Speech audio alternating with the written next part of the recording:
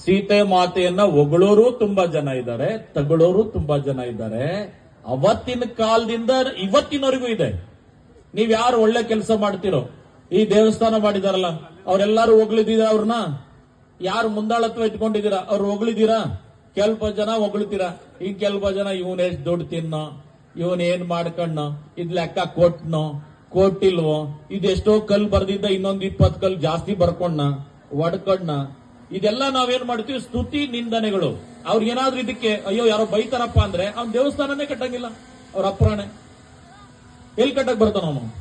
ಇವೆರಡಕ್ಕೂ ಕಿವಿ ಕಡಿಸ್ಕೊಳ್ಳಿಲ್ಲ. ಹೊಗಳಿಕೆಗೂ ಬೇಡ, ತಗಳಿಕೆ ಬೇಡ. ನಾನು ಒಂದ್ ಒಳ್ಳೆ ಕೆಲಸ ಮಾಡ್ತಾ ಇದ್ದೀರಿ, ದೇವಸ್ಥಾನ ಕಟ್ಟಬೇಕು ಅಂತ ಹೊರಟ್ರೆ ಮಾತ್ರ ಈ ದೇವಸ್ಥಾನವನ್ನ ಕಟ್ಟಲಿಕ್ಕೆ ಸಾಧ್ಯ.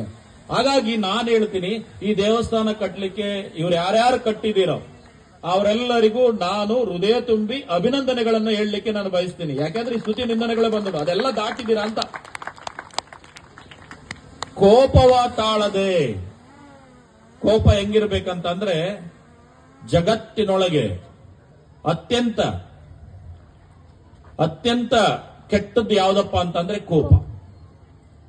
ಈ ಕೋಪ ಅನ್ನೋದು ಯಾವ್ದಾದ್ರೂ ಫ್ರೆಂಡ್ಶಿಪ್ ಬೆಳೆಸಿದೆಯಾ? ಇದು ಕೋಪ ಫ್ರೆಂಡ್ಶಿಪ್, ಗೆಳೆತನ, ಸಂಬಂಧ ಎಲ್ಲವನ್ನ ತುಂಡು ಮಾಡಿರೋದು ಯಾವುದು? ಕೋಪ. ಜಗತ್ತಿನೊಳಗೆ ಕೋಪದಿಂದ ಏನೂ ಮಾಡ